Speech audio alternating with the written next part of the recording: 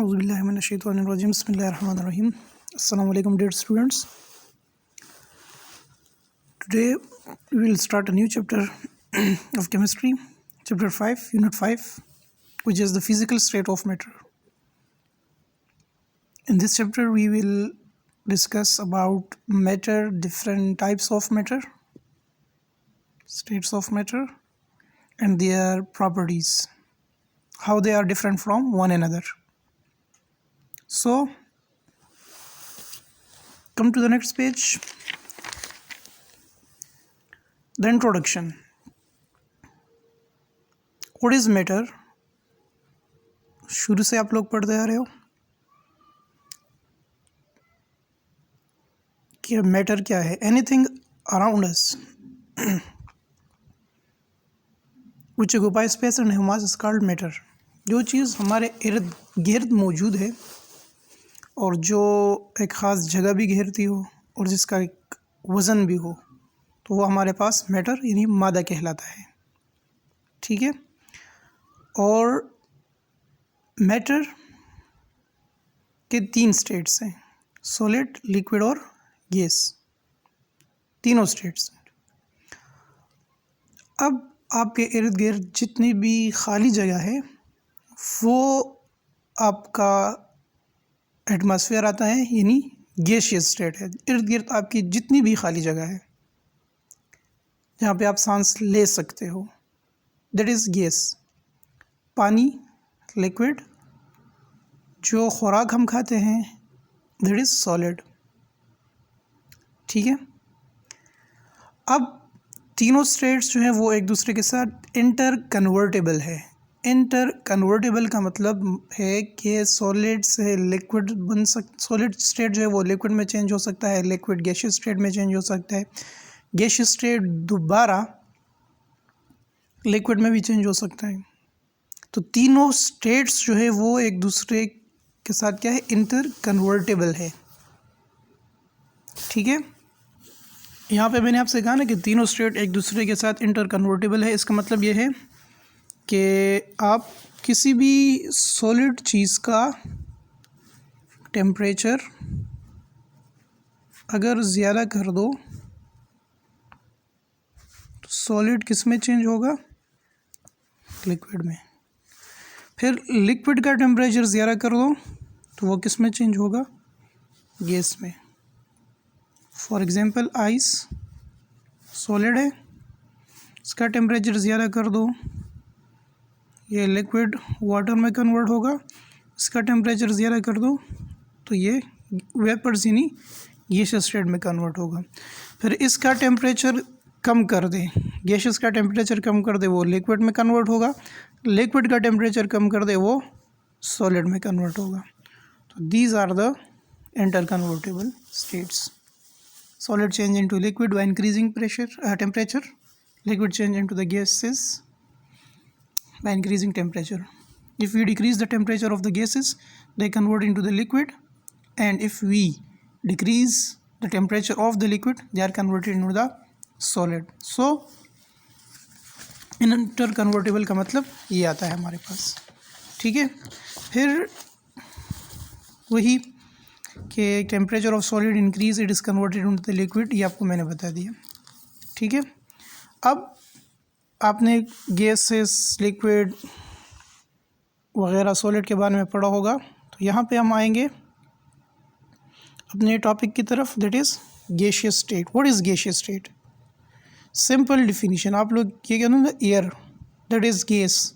इसका डिफिनीशन आप क्या करोगे, the state of matter in which the molecules are very far away from each other and have very weak intermolecular force of attraction between them. ठीक है. तो simple अल्फाज में कि गैस के मॉलिक्यूल्स जो हैं वो एक दूसरे से बहुत ज़्यादा दूर होते हैं.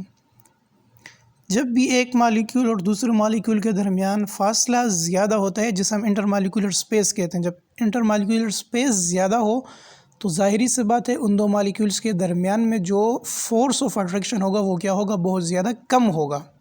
यहाँ के इसके फर्स्ट लाइन में अगर आप लोग देख लें, वहाँ पे लिखा है ना कि the state of matter in which the molecules are very far away from each other. तो मालिक्यूल्स अगर एक दूसरे से बहुत ज़्यादा दूर हैं तो इनके दरमियान में जो IMF है यानी इंटर मालिक्यूलर फोर्स है वो बहुत ज़्यादा क्या होगा, कम होगा। तो ये आप इसका डेफिनेशन सिंपल कर सकते हो, the state of matter in which the molecules are very far away from each other and have very less या very weak intermolecular forces. ठीक है। दूसरा, इनकी जो यही प्रॉपर्टी है गैसेस की कि मालिक्यूल इनके एक दूसरे से बहुत ज़्यादा दूर होते हैं और इनके दरमियान में जो इंटर मालिक्यूलर फोर्स है वो ज़्यादा कम होते हैं। तो ये इसको यूनिक प्रॉपर्टीज़ देता है। किस तरह प्रॉपर्टी देता है? इंडेफिनिट वॉल्यूम देगा। ठीक है। इंडेफिनिट वॉल्यूम देने के साथ साथ अगर आप यहाँ पे जाए तो इसका शेप भी इंडेफिनिट होगा। ठीक है, इंडेफिनिट शेप। फिर नेक्स्ट इसमें आएगा आपके पास that is indefinite shape. Diffusion है, ठीक है, इफ्यूजन है, ठीक है, फिर प्रेशर है, कंप्रेसिबिलिटी, मोबिलिटी, डेंसिटी। ये इसके सारे प्रॉपर्टीज़ हम एक एक करके डिस्कस करेंगे। तो सबसे पहले आते हैं इंडेफिनिट वॉल्यूम। वॉल्यूम किसे कहते हैं? The space occupied by a matter, कि कोई मादा जितनी जगह घेरती हो दैट इज़ वॉल्यूम, हुजम जिसे आप कहते हो। ठीक है। तो गैस की कोई ख़ास वॉल्यूम नहीं होती, इन्हें जितनी जगह भी मिल जाए उतनी जगह ये घेरती हैं। क्यों घेरती हैं? वही रीज़न कि इनका इंटरमॉलिक्यूलर फोर्स क्या होता है, बहुत ज़्यादा कम होता है, वीक होता है, कमज़ोर होता है। दूसरा, इसका कोई ख़ास शेप भी नहीं होता, इंडेफिनिट शेप, कोई ख़ास शेप नहीं होता। इसे जिस बर्तन में डाला जाए या जिस कंटेनर में डाला जाए ये उसी का शेप इख्तियार कर देते हैं, उसी का शक्ल इख्तियार कर लेते हैं। ये प्रॉपर्टी भी इसकी वही है कि गैस का जो इंटरमॉलिक्यूलर फोर्स है वो बहुत ज़्यादा कम होता है। फिर डिफ्यूजन की तरफ आए। डिफ्यूजन आप शायद बायो में पढ़ चुके होंगे। डिफ्यूजन में हम ये कहते हैं कि ना, the movement of molecule from higher concentration region to lower concentration region. मतलब अगर आप कमरे के एक कोने में स्प्रे कर दें एयर फ्रेशनर का, तो उसकी स्मेल जो है वो आपको कमरे के दूसरे कोने तक आ जाएगा। अब जिस जगह पे आपने परफ्यूम या एयर फ्रेशनर का स्प्रे किया है वो जगह आपके पास क्या है, हायर कंसंट्रेशन, जहाँ पे गैस मॉलिक्यूल्स की कंसंट्रेशन क्या है, ज़्यादा है। और कमरे के दूसरे कोने पे जब आपको स्मेल आएगी तो वो थोड़ी सी कम होगी, तो that is lower concentration reason. फिर नेक्स्ट इसी में लिखें, फिर यहाँ पे देख लें, यहाँ पे in other words the molecules tend to move from a more crowded region to a less crowded region. ये मूवमेंट है कि जहाँ पे क्राउडेड रश ज़्यादा हो उस जगह से कम रश वाले जगह की तरफ मूवमेंट। ठीक है। तो ये आपके पास। फिर गैस मॉलिक्यूल जो है वो हमेशा मोशन में रहते हैं। क्यों मोशन में रहते हैं? वही रीज़न, एक ये कि इनके दरमियान में फ़ासला ज़्यादा होता है इनके मॉलिक्यूल्स के दरमियान, और दूसरा फ़ासला ज़्यादा होने की वजह से इनके मॉलिक्यूल्स के दरमियान जो IMF है, इंटर मॉलिक्यूलर फोर्स है, वो बहुत ज़्यादा कम होता है। इसी वजह से गैस मॉलिक्यूल जो है वो हमेशा मोशन में होते हैं। दूसरा, गैस मॉलिक्यूल जो है वो एक दूसरे के साथ मिक्स होते हैं, spontaneous mixing of gas molecules, ठीक है, to form a homogeneous mixture. यही है, एक गैस के मॉलिक्यूल दूसरे गैस के मॉलिक्यूल के साथ मिक्स होने की एबिलिटी रखता है। ठीक है। क्यों रखता है? सिंपल, इनके दरमियान में फ़ासला ज़्यादा होता है, मॉलिक्यूल्स के दरमियान में फ़ासला ज़्यादा होने की वजह से इनके दरमियान में दूसरे गैस मॉलिक्यूल्स अब आसानी आ सकते हैं। ठीक है। वही एग्जांपल आपको मैंने दे दिया, परफ्यूम एक कोने में करे, स्मेल आपको दूसरे कोने तक आ जाएगा। तो वही रीज़न के कांस्टेंट मोशन में होते हैं, मिक्स एक दूसरे के साथ मिक्स हो सकते हैं। और ये किसने किया था? 1833 में थॉमस ग्रेहम ने। ठीक है।